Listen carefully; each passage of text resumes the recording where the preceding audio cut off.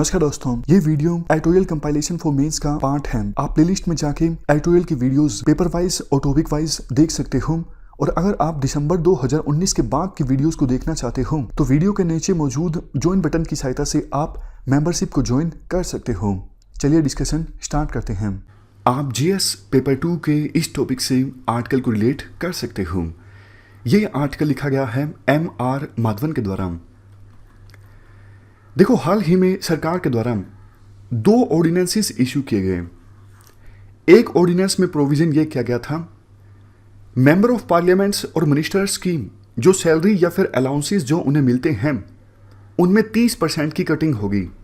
मतलब सैलरी और अलाउंसेस पहले की अपेक्षा कर 30% कम मिलेंगे। क्यों?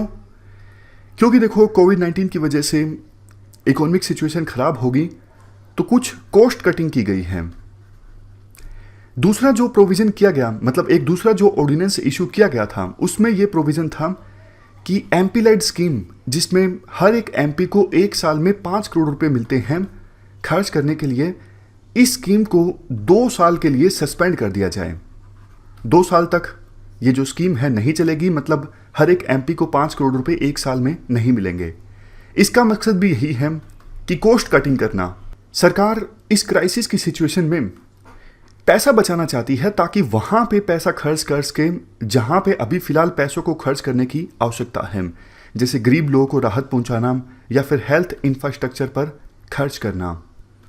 राइटर के द्वारा कहा जाता है, हम एक एक करके दोनों ऑर्डिनेंस की बात करेंगे। दोनों ऑर्डिनेंसेस से कितना फायदा होगा। पहले बात करते हैं उस ऑर्डिनेंस की जिसमें प्रोविजन किया गया है कि एमपीज की सैलरीज और अलाउंसेस जो हैं वो 30% तक कम कर दिए जाएं। क्या इससे कोई फायदा होगा? आप बताइए। अगर एमपीज की सैलरीज और अलाउंसेस 30% तक कट कर देते हैं तो क्या इससे कोई फायदा होगा? इसका आंसर है नहीं। एक एमपी की सैलरी है ऑलमोस्ट 1 लाख रुपए। 30% आप कट करोगे, एक एमपी से 30,000 रुपये बचा लोगे। उसके बाद अलाउंसेस जितने मिलते हैं ऑफिस के लिए और कंस्टिट्यूएंसी अलाउंसेस, इसमें भी आप कट करोगे, 27,000 रुपये आप यहाँ से बचा लोगे। इवन मिनिस्टर्स को अलग से जो अलाउंसेस मिलते हैं उनमें 30% कट करोगे तो 25,000 वहाँ से बच जाएंगे। लेकिन सब मिला के अगर हम बचत काउंट करें तो एक महीने में 5 करोड़ रुपए की बचत होगी। जबकि देखो, सेंट्रल गवर्नमेंट का एक महीने का जो बजट होता है एवरेज तौर पर वो होता है 2.5 लाख करोड़, 2.5 लाख करोड़ का। तो 2.5 लाख करोड़ में 5 करोड़ रुपए क्या मायने रखते हैं? देखो, बात ये नहीं है कि 5 करोड़ भी वैसे अच्छी खासी रकम होती है, ये भी मायने रखते हैं। लेकिन बात यह है कि ये सैलरीज कट करके डिस्ट्रैक्शन होती है। मतलब इस तरह ध्यान नहीं जाता मीडिया का, लोगों का, कि पार्लियामेंट्रियंस का यानी एमपीज का फिलहाल की सिचुएशन में रोल है क्या। सिर्फ सैलरीज कट करने से क्या एमपीज का रोल पूरा हो गया? नहीं। देखो, क्राइसिस की सिचुएशन है। फिलहाल आवश्यकता यह है कि पार्लियामेंट की कमेटीज जिसमें एमपी होते हैं वो सरकार के ऑर्डर्स को ट्रैक करें। सरकार क्या कर रही है, इकोनॉमी को कितना नुकसान हो सकता है, किन चीज़ों की अभी अर्जेंट एक्शन लेने की आवश्यकता है, किन स्फीयर्स में, किन सेक्टर्स में, आगे क्या करना चाहिए सरकार को। मतलब ये सारी डिस्कशंस, ये सारी डेलिब्रेशंस अभी फिलहाल पार्लियामेंट के द्वारा होनी चाहिए। पार्लियामेंट का रोल होता है सरकार की अकाउंटेबिलिटी फिक्स करना, वेरियस कमेटीज के माध्यम से भी और सीधा सीधा पार्लियामेंट में चर्चा होके। तो आपके मन में ये आया होगा कि लॉकडाउन की सिचुएशन में पार्लियामेंट तो कैसे कंडक्ट होगी। देखो, बात ये है, विभिन्न देशों में अभी पार्लियामेंट के सेशन चल रहे हैं वीडियो कॉन्फ्रेंसिंग की सहायता से। इंडिया में भी ऐसा हो सकता है। वीडियो कॉन्फ्रेंसिंग से पार्लियामेंट के और पार्लियामेंट की कमेटीज के मीटिंग ऑर्गेनाइज हो सकती है, सरकार की अकाउंटेबिलिटी फिक्स हो सकती है। लेकिन क्या ऐसा हो रहा है? नहीं। हमारे देश में फिलहाल ऐसा नहीं हो रहा है। सिर्फ सैलरीज कट करके इस पूरे इशू को डिस्ट्रैक्ट किया जा रहा है कि एमपीज का कर्तव्य क्या है इस क्राइसिस की सिचुएशन में। एग्जाम्पल दिया जाता है यूके का। यूके में तो बल्कि देखो, जो एमपीज हैं उनकी सैलरी को इंक्रीज कर दिया गया है। क्यों? क्योंकि एमपीज ज्यादा काम कर रहे हैं घर से। वो ज्यादा रिसर्च कर रहे हैं कि कोविड-19 के इशू से निपटने के लिए क्या किया जा सकता है, इसलिए उनकी सैलरीज को बल्कि इंक्रीज कर दिया गया है।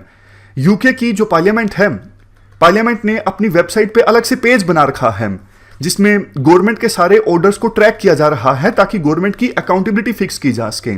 इवन देखो न्यूजीलैंड की जो पार्लियामेंट है वहां पर भी एक एपिडेमिक रिस्पॉन्स कमेटी का गठन किया गया है जो गवर्नमेंट के एक्शंस को एग्जामिन कर रही है।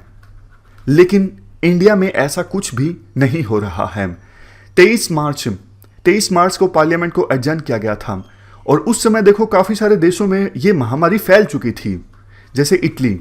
लेकिन बावजूद इसके हमारी जो पार्लियामेंट है संस्कृत यूनिवर्सिटी के इशू को डिस्कस कर रही थी, आयुर्वेद इंस्टीट्यूट के इशू को डिस्कस कर रही थी, regulatory board for aircraft and Indian system of medicine and homeopathy, in issues को डिस्कस किया जा रहा था हमारी पार्लियामेंट के द्वारा। इवन फाइनेंशियल बिल को पास कर दिया गया लास्ट दिन, अंतिम दिन, और वो भी बिना किसी डिस्कशन के। कम से कम ये तो डिस्कस करना चाहिए था कि कोरोना वायरस से इकोनॉमी पर क्या रिपरकशंस हो सकती हैं और क्या पॉलिसी मेजर्स हमें लेने की आवश्यकता है कोरोना वायरस क्राइसिस को टैकल करने के लिए।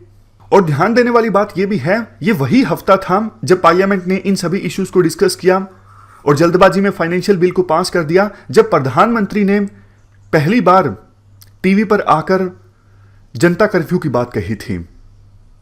तब से लेके अभी तक पार्लियामेंट की कोई कमेटी की मीटिंग नहीं हुई है और ना ही देखो पार्लियामेंट से कोई ऑफिशियल स्टेटमेंट आई है। क्या पार्लियामेंट का सेशन ऑर्गेनाइज हो सकता है या फिर पार्लियामेंट की कमेटी की कोई मीटिंग हो सकती है वीडियो कॉन्फ्रेंसिंग की सहायता से? नहीं, ऐसी कोई स्टेटमेंट नहीं देखने को मिली है।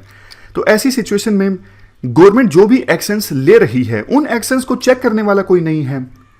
पार्लियामेंट ने तो जैसे अपनी ड्यूटी छोड़ दी है।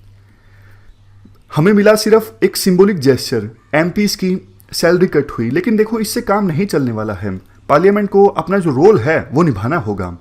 अब बात करते हैं दूसरे ऑर्डिनेंस की। दूसरा ऑर्डिनेंस क्या था याद कीजिए, जो एमपी-लाइड स्कीम है इसे 2 साल के लिए सस्पेंड कर दिया गया है।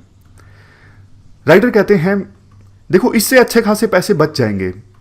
एमपी-लाइड स्कीम को 2 साल के लिए सस्पेंड किया गया है, इससे 1 साल में 4000 करोड़ रुपए की बचत हो जाएगी। ये अच्छी खासी रकम है। और राइटर तो ये भी बोलते हैं कि इस स्कीम को तो आप बंद ही कर दो, मतलब 2 साल बाद भी इस स्कीम को आप स्टार्ट ही ना करो। क्यों? आपको याद होगा हमने एमपी-लाइड स्कीम के काफी सारे क्रिटिसिज्म डिस्कस किए थे। सबसे मेन जो क्रिटिसिज्म है वो ये है, देखो एमपीज का काम है कानून बनाना, बड़ी बड़ी पॉलिसीज बनाना और ये देखना सरकार अपना काम ठीक से कर रही है या फिर नहीं कर रही है। पूरे साल का बजट होता है सेंट्रल गवर्नमेंट का 30 लाख करोड़ रुपए। होता क्या है, हर एक एमपी को साल में 5 करोड़ रुपए खर्च करने के लिए मिलते हैं, तो एमपी बस इसी में उलझ के रह जाते हैं कि 5 करोड़ में से कितनी रकम कहां पे खर्च करें। और बाद में ऑडिटिंग भी होती है, बहुत सारा पेपर वर्क भी होता है, तो एमपी इसी में उलझ के रह जाते हैं, सारा टाइम यहीं पे खराब हो जाता है। जबकि देखो 30 लाख करोड़ का जो बजट होता है, जो सरकार को खर्च करना होता है, उसकी तो अकाउंटेबिलिटी फिक्स होती नहीं है। करना क्या चाहिए एमपीज को नेशनल इश्यूज पे नजर रखनी चाहिए। हां, सरकार कैसा बजट खर्च कर रही है, सरकार की अकाउंटेबिलिटी फिक्स की जाए। आपने यहां पे ज्यादा खर्च कर दिया, यहां पे कम खर्च कर दिया, ये इतनी बड़ी रकम है। लेकिन नहीं, यहां पे ज्यादा ध्यान एमपीज के द्वारा दिया ही नहीं जाता। रिसर्च नहीं की जाती कि सेंट्रल गवर्नमेंट की पॉलिसीज क्या होनी चाहिए, जबकि एमपीज का काम ही ये है पॉलिसी बनाना, कानून बनाना। इसलिए राइटर कहते हैं इस स्कीम को तो आप बंद ही कर दो, ये सेपरेशन ऑफ पावर्स के भी अगेंस्ट है। एमपीज का काम होता है कानून बनाना, ना कि एग्जीक्यूट करना काम होता है एग्जीक्यूटिव्स का, यानी सरकार का। जबकि एमपी-लाइड स्कीम में 5 करोड़ तक की रकम किसके द्वारा खर्च की जाती है? एमपीज के द्वारा। रिकमेंडेशंस दी जाती है डिस्ट्रिक्ट प्रशासन को और डिस्ट्रिक्ट प्रशासन एमपीज की रिकमेंडेशंस के बाद उन प्रोजेक्ट्स पर खर्च करता है पैसा। कंफ्लिक्ट ऑफ इंटरेस्ट भी यहां पे पैदा हो जाता है।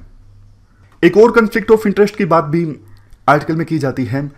जैसे देखो एमपी-लाइड स्कीम की जो फाइनेंशियल ऑडिटिंग की जाती है ये कैग के द्वारा की जाती है, कंट्रोलर एंड ऑडिटर जनरल, और बाद में इसे फर्दर एग्जामिन किया जाता है कैग की रिपोर्ट को पब्लिक अकाउंट्स कमेटी के द्वारा। इसमें भी एमपीज होते हैं, तो एमपीज की रिपोर्ट को इनडायरेक्टली ऑडिटिंग कर रहे हैं। यहां पर भी कंफ्लिक्ट ऑफ इंटरेस्ट है। नेक्स्ट पॉइंट आर्टिकल में यह दिया जाता है, देखो एमपी-लाइड स्कीम से एमपी के द्वारा जो जनरली पैसा खर्च किया जाता है वो इन चीज़ों पे किया जाता है। बस स्टॉप बनवा दिया, हैंडपंप लगवा दिया, स्कूल के कमरे बनवा दिए, ये काम लोकल पंचायत के द्वारा और म्यूनसिपैलिटीज़ के द्वारा आसानी से किया जा सकता है। तो आवश्यकता यही है कि एमपीज़ ज़्यादा ध्यान दें नेशनल लॉज बनाने पर और सरकार की जवाबदेही तय करने पर। इसके बाद लास्ट में राइटर के द्वारा 2 सजेशंस भी दिए जाते हैं। पहला सजेशन, देखो यूएसए जैसे देशों में एमपीज़ को अच्छी खासी सैलरी मिलती है ताकि बेस्ट टैलेंट को अट्रैक्ट किया जा सके, लेकिन इंडिया में रिलेटिवली एमपीज़ को सैलरी कम मिलती है। इंडिया में हिडन पर्क्स ज़्यादा मिलते हैं एमपीज़ को। जैसे देखो लुटियन दिल्ली में घर मिलता है जिसमें ट्रांसपेरेंसी नहीं होती। अगर हम मार्केट रेट के हिसाब से अंदाज़ा लगाएं तो लुटियन दिल्ली जहां पर एमपीज़ को घर मिलता है वहां पे कुछ प्राइवेट घर भी हैं। तो एक महीने का किराया इस प्रकार से है 10 लाख 20 लाख। तो ये जो हिडन पार्क्स हैं इनमें ट्रांसपेरेंसी होनी चाहिए। आमतौर पर यूएसए जैसे देशों में घर नहीं दिया जाता है, सीनेटर्स को बोल देते हैं कि आप घर अपने आप से ढूंढ लो, हम आपको अच्छी खासी सैलरी दे रहे हैं। दूसरा सजेशन राइटर के द्वारा ये दिया जाता है, ये देखो क्राइसिस जो है ये एक मौका है पार्लियामेंट की फंक्शनिंग को डिजिटलाइज करने का। ऑलरेडी बहुत सारी जो चीज़ें हैं पार्लियामेंट की फंक्शनिंग में वो डिजिटाइज हो चुकी हैं, लेकिन अब सिक्योर वीडियो कॉन्फ्रेंसिंग का प्रोविज़न किया जा सकता था। मतलब सिक्योर वीडियो कॉन्फ्रेंसिंग की सहायता से कमेटीज़ की मीटिंग हो सकती थी और पार्लियामेंट का स्पेशल सेशन भी बुलाया जा सकता था किस प्रकार से इन क्राइसिस से निपटा जाए। सरकार भी तो वीडियो कॉन्फ्रेंसिंग की सहायता से काम कर रही है, तो पार्लियामेंट क्यों नहीं कर सकती। तो इसके लिए एक इंफ्रास्ट्रक्चर की आवश्यकता है, दूसरा प्रोटोकॉल की आवश्यकता है। जल्द से जल्द इंफ्रास्ट्रक्चर अवेलेबल करवाया जाए पार्लियामेंट को और प्रोटोकॉल भी सेट किया जाए ताकि पार्लियामेंट इस मुश्किल की घड़ी में सरकार के एक्शंस को मॉनिटर कर सके। ये हमने पूरा आर्टिकल डिस्कस किया पार्लियामेंट की फंक्शनिंग से संबंधित। इस डिस्कशन में फिलहाल इतना ही है। Thank you very much for discussion.